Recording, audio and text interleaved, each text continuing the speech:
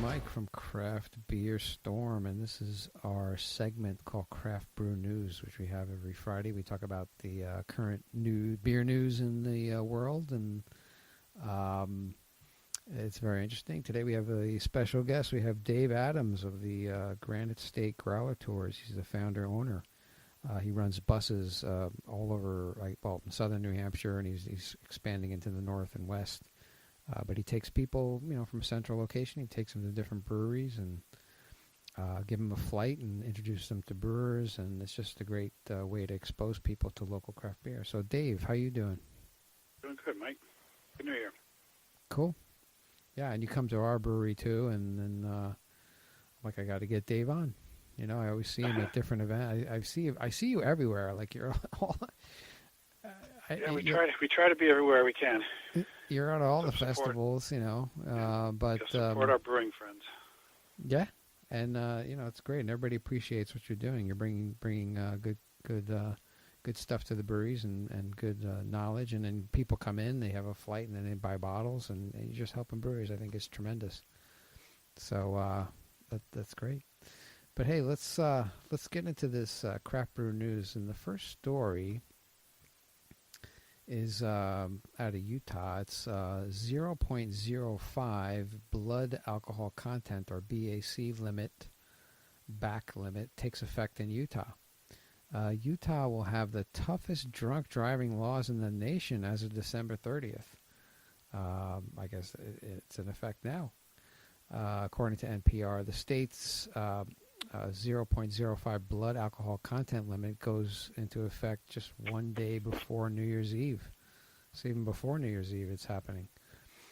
Legal limit for the rest of the country remains 0.08, which is the American Beverage Institute told the NPR would take about 4 drinks for a 180-pound man to reach that limit.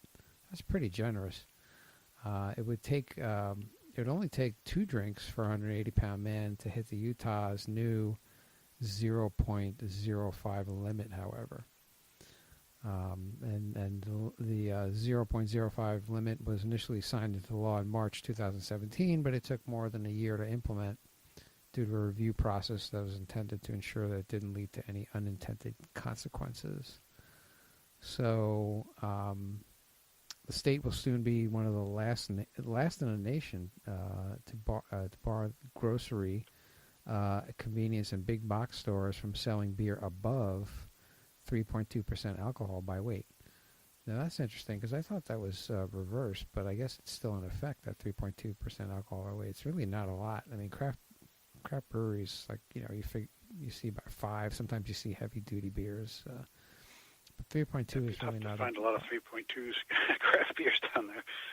Yeah. So, I mean, I think it's interesting, and Utah, I guess, is it's a Mormon state, and they're really not into the liquor and beer, but still, it's very strict. I think Uber is gonna be a boom in Utah. Yeah, I just wonder if that was based on higher than average accidents due to drunk driving or injury, or if there was a reason they did it, or if this was kind of a way for them to get ahead of the higher alcohol levels. This was kind of their response to that, but I'm not sure what their reasoning for it was.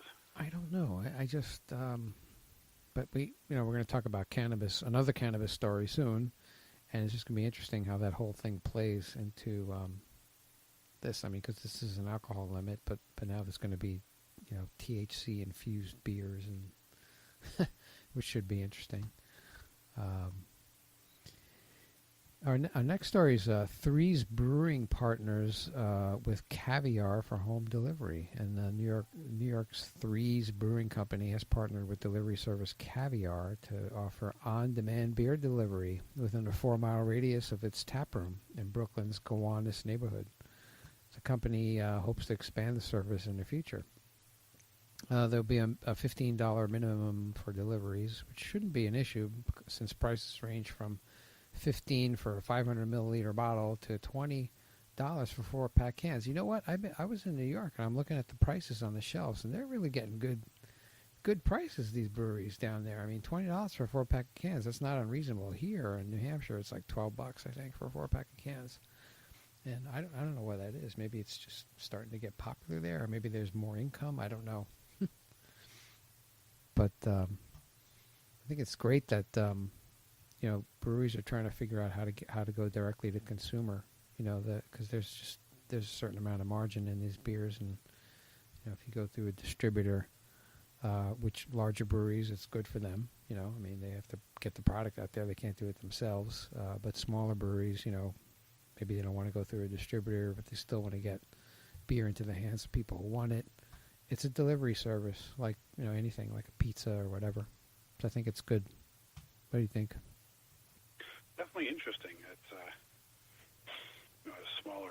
smaller radius for that. There's like some states where you can, if you're self-distributing, I don't know why it would be why that would be a problem, but I think that that's their own issues with the 3-tier system. That's where you're going to start to have to worry about those rules. But I think a lot of the rules are they're old, and they're not really geared towards small breweries. So, to modernize some of the laws would help a small brewery out. But I think that the bigger issue would be for people to be okay with just bringing beer to people's houses and not knowing the liability side of it would be the interesting part of how they manage that. But I guess it'd be no different than someone going into a brewery and buying a beer. So maybe it's not that big of a deal. I think that has to be tracked. I know in New Hampshire it has to be tracked. It's got to be like an adult has to sign for it, and there has to be records of it. I could deliver beer to houses. They can call up, and it's just managing. How does the order get to me? Does it go to my phone? Who handles it? People want. I think it's a great idea. I think that probably the pushback would come from people outside the brewing community, trying to make sure it's going to be safe for everybody. The forces that be, which always exist, and but it seems interesting. Why not? I think it should be standard. Get it out there. If they want it, you can deliver pizza, like I said. Deliver, barbecue food. Why not deliver beer? It's good. Next one, Scottys Brewhouse chain files for Chapter 11 bankruptcy. And then the Scottys Brewhouse Brewpub chain is filed for Chapter 11 bankruptcy protection, according to Inside Indiana Business. So I guess this is a big chain in Indiana. Before the calendar flipped to 2019, Scottys plans to close 4 unprofitable locations in Muncie and Indianapolis, Indiana, as well as Carmel and Waco, Texas. Actually, they're outside of the state as well. Interesting. In a press release, Scottys Brewhouse president Chris Martin said the company's focus will shift to growing the brand through franchising as well as management agreements. In December 2016, Scottys founder Mark Wise sold the chain, which he founded in 1996, along with Three Wise Men Brewing Company Brewpubs to a subsidiary in Arizona, based Due North Holdings LLC. So you see a lot of these, a lot of transactions, a lot of things happening in the industry, and sometimes these locations are profitable, but sometimes they're not. It depends. I mean, it's a brew house, but if they start selling food, it's really not a brewery anymore. It's more of a restaurant, and you got to know what you're doing with a restaurant.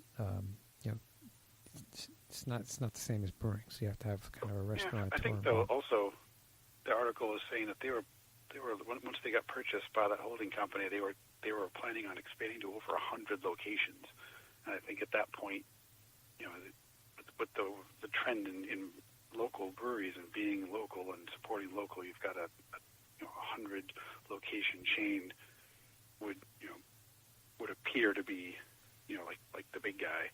I mean, people wouldn't be that interested in it. It's got no identity where it is. You need to have a sense of place in a lot of this stuff, with beer especially. And there would be some portion of consumers that wouldn't be that worried about it. But I think that maybe it doesn't play well to to other areas because it's just there's no connection to the local area with that business. Yeah, and I think there's a restaurateur actually started a large chain of restaurants which focus on beer, and he had the same name for each restaurant. And if he said if he would have done it again, he would have picked a different name for each restaurant, some type of local name, so you could have more of a local feel. I know the Applebee's is doing this. Well, when you go into an Applebee's, like in Portsmouth, they'll show Portsmouth High School, like I'll be on the wall. And if you go to Epping, then they'll be like Epping football team or something like that. And then they're also, Applebee's has a little bit more leverage now. The local managers, they used to have these larger beers and on tap, and that was it. But now local managers can get local beer on. And I've been to a couple of the Applebee's out there. Hey, if you're in the Portsmouth area, you're in Epping, Dover, I've been to all you guys, we're here. I think there's just so many hoops that they got to go through to get approval to get beer on tap. So yeah, and also I think the restaurant is a tough industry anyway. So you're looking at managing 100 locations across the country. That it's going to be tough to kind of have every one of those locations be a hit and working. I mean, beer aside, it's just it'd be a tough thing to manage. Yeah, but well, it's good that they're trending. That they're looking at local. And also, Buffalo Wild Wings is. I talked to these guys. I did a story on it. And I talked to somebody there. He's one of the national directors, and they have a couple locations in New Hampshire. I'm like, hey, I can do it. Let's do it for New Hampshire. So I'm waiting to hear what's going on with them. But they're gravitating toward, and they have a big agreement with the Brewers Association as well. And they were at the GABF, and they're going to do some other events with them, and supply, I guess, Buffalo Wild Wings to attendees, which is cool. Our next story is cannabis. Surprise! West Hollywood approves cannabis cafes and restaurants. Here we go. City of West Hollywood, California, recently approved several applications for cannabis restaurants, cafes, and lounges, according to Eater Los Angeles.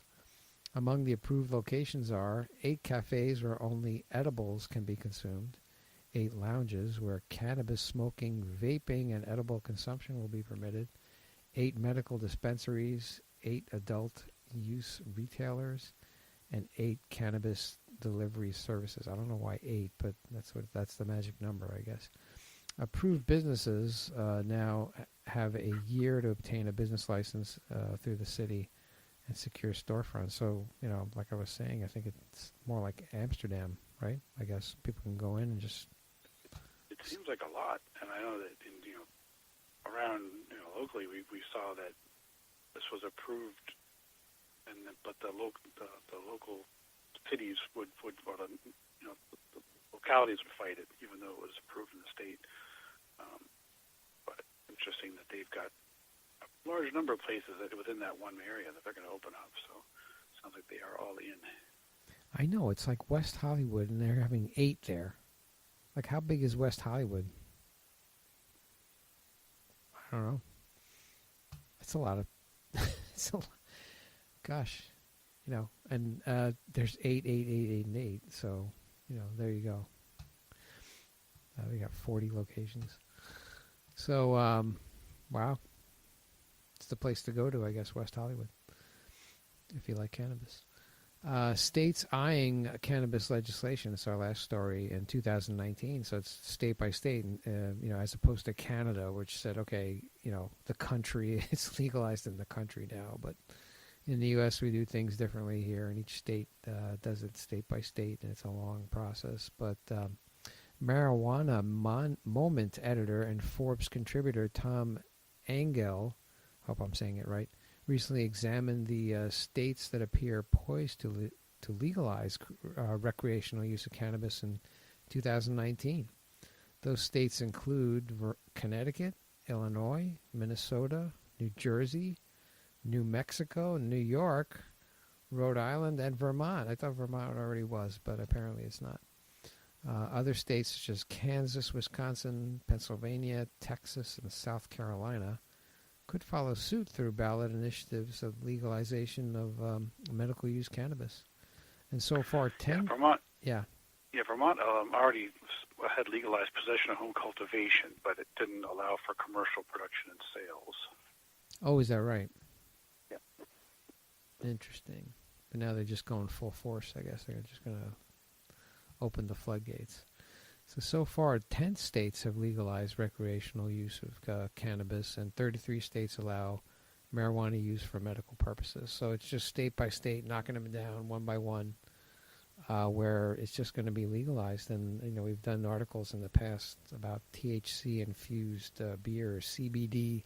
These are chemicals, in marijuana that are infused in, drinks. But also, I think, and they called it a beer, but also I think they're going to start infusing them in regular beer as well. I don't know. Have you heard anything about that? I think CBD is one of those things. Like my grandson uses it for seizures. So it's definitely, there's a lot of benefits for CBD oil, and I think that's kind of the gateway into legalization, is you focus on that aspect of it. There's a lot of stuff you can do without the other part of the people are afraid of, or people may not agree with morally. But I think that you're probably going to start to see a lot of that before you start to see the marijuana side. But it's definitely getting improved everywhere. So it'll be interesting to see how the states deal with what type of things come out of it. How you deal with workplace issues, or you're going to be up against other businesses that may not have the same outlook that the state has or that the people have, so that you have to manage kind of those interactions that they probably haven't thought of, or we won't see it until they start coming up. Yeah, it's going to be really interesting. There's just tons of money being poured into this business.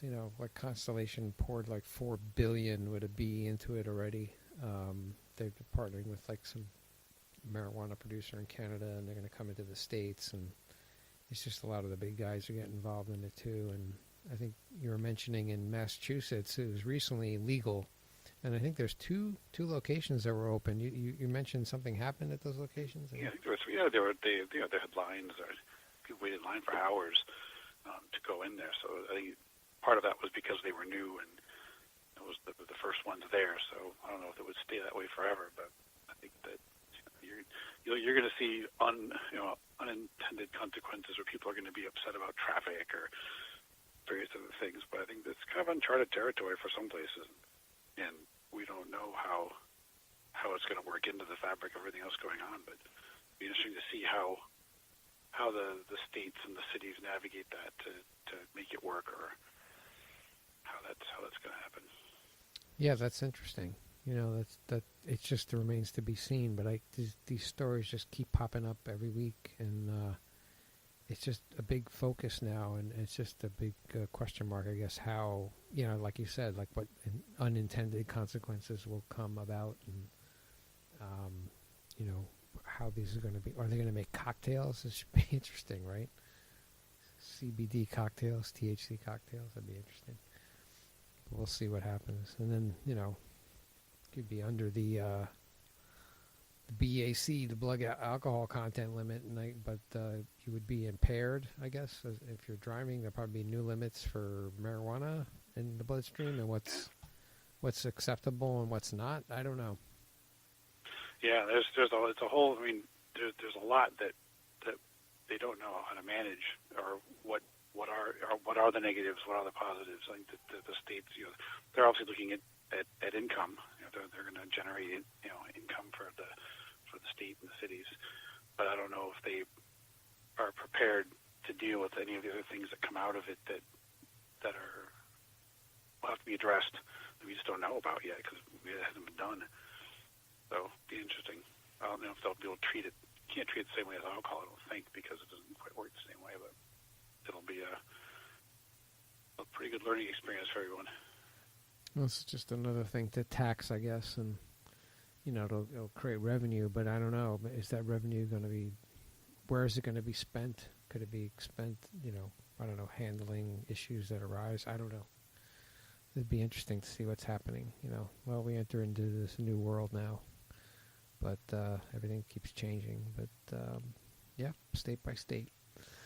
So yeah, well, I appreciate you being on. On the craft brew news, and maybe you can just tell people briefly what your. We did the podcast with you on your buses, but a quick synopsis of what kind of tours you offer and where people can contact you.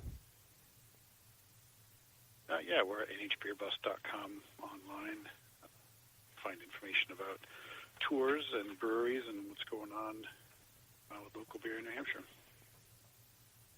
Yeah, it's a great thing that you're doing, and all the brewers appreciate it, and you're just exposing local breweries to a lot of different people, and that's awesome. And that's what we're trying to do here on Craft Beer Storm. So, hey guys, if you like what you're hearing, if you like what we're talking about, the stories we're bringing you, and all the content, please go on iTunes and give us a rating, give us a review. That would be awesome.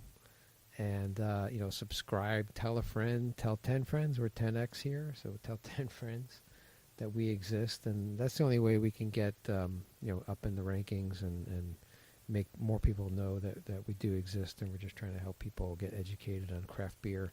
We got good guests on like Dave and a lot of other guests that we've had, and we have more.